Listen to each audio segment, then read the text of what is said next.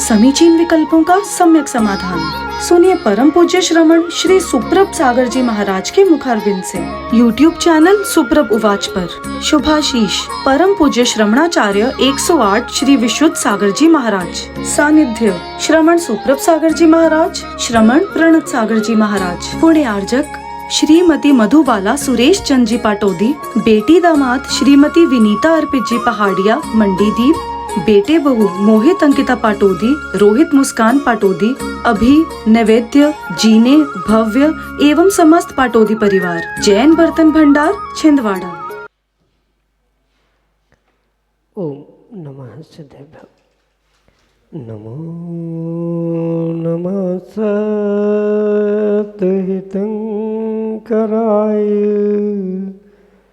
वीराय भव्याम्बुजभास्कराय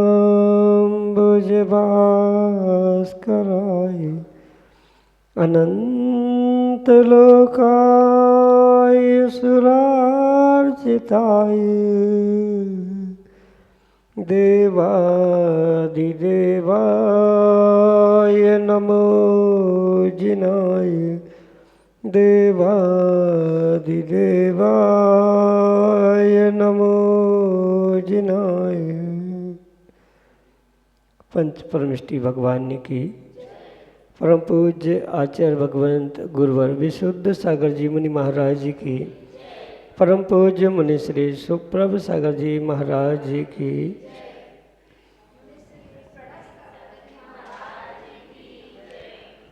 समीचीन विकल्पों का सम्यक समाधान। सम्यक ज्ञान की वह अलौकिक विधा जिसके माध्यम से हम सभी अपने अज्ञान रूपी अंधकार को दूर करते हुए अपने जीवन में सम्यक ज्ञान रूपी ज्योति को प्रकटित करने का पुरुषार्थ करते हैं, क्योंकि सम्यक ज्ञान ही आत्मकल्याण के लिए कार्यकारी उपाय है। और ऐसे आत्मकल्याण की अनूठी विधा हमें परम पूज्य आचार्य भगवंत गुरुवर विशुद्ध सागर जी महाराज के मंगल सभा शिष्य उन्हीं के सुयोग से परम पूज्य मुनि श्री सुप्रभ सागर जी महाराज द्वारा प्रतिदिन प्रदान की जाती है। तो आप भी ऐसे आत्मकल्याण की अनूठी विधा से जुड़ने का प्रयास करें और अपना समीचीन विकल्प भेजते हुए परम पूज्य मुनि श्री से उसका सम्यक समाधान प्राप्त करें। प्रारंभ करते हैं आज का सम्यक समाधान। और आज के पहले विकल्प के लिए ऋषिनगर उज्जैन मध्य प्रदेश से श्रीमती मीनाक्षी प्रदीप जैन महाराज श्री के चरणों में बारंबार नमोस्तु निवेदित करते हुए अपना समीचीन प्रश्न रख रहे हैं कि महाराज जी, अभिषेक के पहले जो श्रावक चंदन का टीका लगाते हैं और श्राविकाएँ बिंदी लगाते हैं, तो इसका हमारे जीवन पर क्या प्रभाव पड़ता है?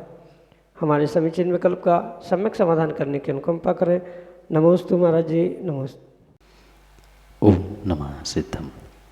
परम पूज्य आचार्य भगवान गुरुवर विशुद्ध सागर जी महाराज की, परम पूज्य मुनि श्री सुप्रभ सागर जी महाराज जी की। हमारे जीवन में जो भी घटनाक्रम, चाहे श्रावक हो साधु, उनके लिए जो भी कार्य कहे गए हैं, उनके पीछे आचार्य भगवंतों ने, तीर्थंकर भगवंतों ने हेतु यानी कारण स्पष्ट किए। प्रत्येक क्रिया सहेतुक है, बिना कारण के कोई भी कार्य श्रावकों के लिए भी नहीं समझाया गया। कहने का तात्पर्य ये है कि जो पूजन अभिषेक के पूर्व माथे पर चंदन आदि का तिलक बिंदी लगाने का जो प्रचलन देखने में आता है, ये मात्र दिखावे के लिए या सुगंधित द्रव्य माथे पे लगाए इतने ही उद्देश्य से नहीं, अपितु इसके पीछे का मुख्य उद्देश्य चाहे वीतराग विज्ञान यानी वैज्ञानिक दृष्टि से समझे या धार्मिक दृष्टि से समझे, ये एक विशेष क्रिया है और मात्र माथे पर ही नहीं, अपितु पूजन अभिषेक के पूर्व में अगर पीठिका पड़ी है तो नव तिलक रूप 9 स्थानों पर ही तिलक लगाते हुए सर्वोत्कृष्ट स्थान जो मस्तिष्क है, जहाँ आज्ञा चक्र कहा जाता है, 2 भौएं सामान्य रूप से मिलती है, उस स्थान पर ही चंदन मुख्यतः से तिलक या बिंदी के रूप में लगाया जाता है। एक कारण तो ये है कि जो भी शुभ कार्य प्रारंभ होता है उस शुभ कार्य के मंगलाचरण रूप, मंगल करने रूप इस चंदन जैसे एक मांगलिक द्रव्य का प्रयोग किया जाता है, क्योंकि ये सुगंधित ही नहीं अपितु मांगलिक द्रव्य के रूप में उपचार से स्वीकार किया जाता है। तो जिसके माध्यम से हमारा प्रत्येक कार्य, चाहे पूजन अभिषेक हो या अन्य भी कार्य आपने देखे होंगे, जब भी कोई मांगलिक कार्य होते हैं तो सबसे पहले तिलक लगाकर या बिंदी आदि लगाकर ही कार्य प्रारंभ होते हैं। तो पहला इसके पीछे का उद्देश्य यही है कि एक मांगलिक कार्य है। दूसरी बात, जिनागम में आचार्य भगवान तीर्थंकर भगवंतों ने श्रावकों के लिए आज्ञा दी है, तो ये आज्ञा सम्यक का साधन होने के कारण से ये कार्य किया जाता है। तीसरी बात, अगर वैज्ञानिक दृष्टि से समझे, जिसे हमारे वीतराग वैज्ञानिक आचार्य भगवंत और तीर्थंकर भगवंतों ने कही है, वह मुख्यतः यही है कि जैसे ही मृत्यु नज़दीक होती है व्यक्ति के शरीर की उष्णता कम होने लगती है, और उस तिलक या बिंदी लगाने के पीछे का उद्देश्य श्रावकों की अपेक्षा से यही कहा है कि अगर 1 घंटे 2 घंटे में लगाया हुआ आपका तिलक या बिंदी सूख नहीं रही है, मतलब आने वाले कुछ समय में ही आपकी मृत्यु निकट आ चुकी है, मृत्यु होने की पूरी संभावना है। क्योंकि अंतरंग में जो ऊर्जा शक्ति होती है उसी कारण से माथे पर लगाई हुई तिलक या जो 9 तिलक है वे शीघ्रता से सूखते हैं। कई लोगों को आपने देखा होगा कुछ मिनटों में ही सूख जाते हैं, विशेष करके युवाओं के तिलक बहुत जल्दी सूखते हैं, वृद्धावस्था में देर से सूखते हैं। अगर घंटे 2 घंटे में वह तिलक नहीं सूखा है तो ये पक्का है कि आने वाले कुछ घंटों में ही उस व्यक्ति की मृत्यु संभावित है। ये स्वयं को प्रमाणित हो कि मेरी आयु क्या है, कितनी है, इस कारण से प्रत्येक श्रावक को प्रतिदिन मंदिर जाते हुए तिलक लगाना चाहिए। ये एक कारण वैज्ञानिक दृष्टि से कहा है। मुनिराजों के लिए भी ऐसा ही दृष्टांत देते हुए आचार्यों ने कहा है कि ध्यान आदि के माध्यम से प्रतिदिन वे अपने नाक के अग्रभाग को देखते हुए कुछ मिनट माला या जाप करें, क्योंकि वे तिलक लगा नहीं सकते, चंदन लगा नहीं सकते, तो उनको आयु का ज्ञान कैसे हो, इसलिए ये तिलक लगाना श्रावकों की अपेक्षा से और मुनिराजों को नासाग्र दृष्टि से कुछ मिनट देखना, ये अपने आयु का प्रमाण जानने की अपेक्षा से कहा जाता है। अन्य भी बहुत सारे कारण इसके पीछे लिखे हुए, पर सामान्य इतने 3 कारणों को समझना आवश्यक है। अपने आयु का निर्धारण हो, आज्ञा सम्यक का परिपालन हो और मांगलिक कार्य हो, इस उद्देश्य से माथे पर तिलक या बिंदी लगाने की आवश्यकता है। पुरुषों के लिए तिलक और महिलाओं के लिए बिंदी, इसमें भी बहुत सारी विशेषता है, वो पुनः कभी सम्यक समाधान से। हार्टपिक लिया मध्य प्रदेश से स्वाति पांड्या अगले समीचीन विकल्प करें। मुनिश्री के चरणों में त्रिबार नमोस्तु करते हुए मैं अपनी जिज्ञासा रखना चाहती हूँ कि महाराज जी, हम पंचकल्याणक के अवसर पर देखते हैं कि जब राजकुमार बालक वन में दीक्षा धारण करने के लिए जाते हैं और केशलोच करते हैं तो सोधर्म इंद्र उन केशों को क्षीर सागर में जाकर छेपण करता है। तो जब मनुष्य पर्याय में हम मानसोत्तर पर्वत के बाहर जा नहीं सकते तो फिर वो केश को वहाँ कैसे छेपण करते हैं? मेरी जिज्ञासा का समाधान कीजिए। नमोस्तु गुरु। माँ, सबसे पहले तो सामान्य मुनिराजों की दीक्षा और दीक्षा कल्याणों को प्राप्त होने वाले तीर्थंकर, उनके विशेष नियोग को वहाँ समझने की आवश्यकता है। और जो मानसोत्तर पर्वत के बाहर जाने का निषेध है वह मनुष्यों को फिजिकली जाने का निषेध है। ऐसा अभी तक मेरे पढ़ने में नहीं आया कि उनकी कोई वस्तु भी नहीं जा सकती। इसका तो प्रमाण प्राप्त होता है कि मनुष्य मानसोत्तर पर्वत के बाहर नहीं जा सकते। पर जैसे तीर्थंकर भगवान जो बनने वाले तीर्थंकर है, उनका जो दीक्षा कल्याणक आदि के समय में केशलोच होता है, उस केशलोच को यानी बचे हुए इन केशों को लेकर जो सौधर्म आदि देव अन्यत्र क्षेपण करते हैं, क्षीर समुद्र में या अन्य कहीं ले जाते हैं, ऐसा भी जो वर्णन मिलता है उसमें ये हमें निर्णय करना होगा कि मनुष्य जो फिजिकली यानी मनुष्य पर्याय का कोई जीव वहाँ नहीं जा सकता, पर मनुष्य पर्याय की कोई भी सामग्री वहाँ नहीं जाती, ऐसा प्रमाण अभी तक हमारे पढ़ने में नहीं आया। अगर आपने कहीं पढ़ा है तो आप उसे प्रस्तुत कर सकते हैं, फिर उसके आगे पीछे के आचार्य भगवंतों के अभिप्राय को भी समझा जा सकता है, पर फिजिकली जाना और उनके वस्तु को ले जाना इसमें बहुत अंतर है। क्योंकि अब केसों में तो किसी प्रकार का जीवत्व बचा ही नहीं है, वहाँ आत्मा के प्रदेश पहले भी नहीं थे और बाद में भी नहीं थे, इसलिए उनका अगर उल्लेख हमें इस प्रकार से मिलता है तो वह मनुष्य के और मात्र मनुष्य नहीं, चूँकि वे तीर्थंकर भगवान बनने वाले, उनका पुण्य का नियोग आदि आदि पुण्य के नियोग से बहुत सारी ऐसे घटनाक्रम उनके जीवन में देखने के लिए मिलते हैं। ऐसा ही ये अतिशय मानसोत्तर पर्वत के बाद क्षीर सागर आदि में उनके केसलोंच आदि को समर्पित या विसर्जित करते हुए देखने के लिए मिलता है। यही आपके लिए सम्यक समझ। महेंद्र गंगवाल हाटपिपलिया मध्य प्रदेश से अगले समीक्षण विकल्प करें। तो महाराज नमोस्तु महाराज जी। विदेश क्षेत्र में जो 20 तीर्थंकर हमेशा शाश्वत रहते हैं, तो वो स्थायी रूप से वैसे ही हैं कि उनके नामों का परिवर्तन अन्य कालों में होता है या नहीं होता है, इसका समाधान। क्योंकि विदेह क्षेत्र की व्यवस्था जो एक स्थायी चतुर्थ काल के रूप में हुआ करती है, वहाँ विद्यमान 20 तीर्थंकर कहने का उद्देश्य ही यही है कि कहीं न कहीं किसी न किसी नगरी उपनगरी आदि में उन तीर्थंकरों का विद्यमान होना सहज रूप से स्वीकार किया जाता है। और जैसे हमारे भरत और ऐरावत क्षेत्र में काल के परिवर्तन के निमित्त से, काल बदलने के कारण से पुनः पुनः उन तीर्थंकर उनके नाम, उनके चिन्ह आदि आदि बदलते रहते हैं, क्योंकि ये कर्म भूमि होने पर भी इसमें काल परिवर्तन देखा जाता है। पर विदेह क्षेत्र में किसी भी प्रकार से कोई काल परिवर्तन नहीं होता, चौथा काल ही वहाँ रहता है। और चौथा काल ही नहीं अपितु विद्यमान ये 20 तीर्थंकर रहते ही है। और इसी अपेक्षा को ध्यान रखते हुए वहाँ जो नाम हैं वो भी शाश्वत रूप से ही स्वीकार करने होंगे, क्योंकि अगर वे बदलते रहते होते तो फिर विद्यमानता क्या होती होगी, इसलिए उनमें बदलाव हमें स्वीकार करना होगा। मैं होगा इसलिए कह रहा हूँ क्योंकि विदेह क्षेत्र का इतिहास हमारे पास वर्तमान में उपलब्ध नहीं है, और उपलब्ध होता तो शायद उसका हम स्पष्ट रूप से उल्लेख करते कि अमुक ग्रंथ में इसका ऐसा ऐसा वर्णन है, पर चूँकि विद्यमान तीर्थंकर, उनकी व्यवस्था, उनका काल आदि सब कुछ वहाँ पर निर्धारित ही हुआ करता है।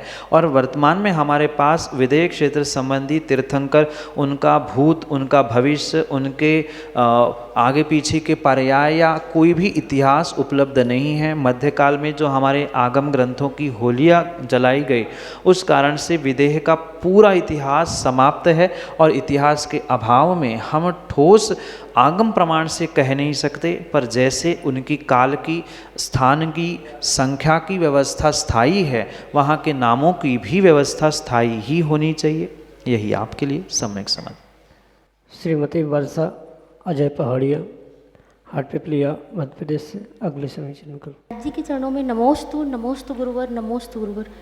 मेरा प्रश्न ये है कि हम गृहस्थ जीवन में रहकर कैसे सुखी रह सकते हैं। नमोस्तु महाराज जी। माँ, व्यक्ति का इस संसार, इस जीवन में सुखी दुखी होना ये पूर्ण रूप से स्वाधीन है। अगर पर वस्तु, पर व्यक्ति के प्रति आप ममत्व के साथ, मोह ममता के साथ जीने का प्रयास करेंगे तो पक्का मानना वहाँ कहीं न कहीं आपके उम्मीदों पर पानी फिरते हुए आपको दुख और दुख ही मिलेगा।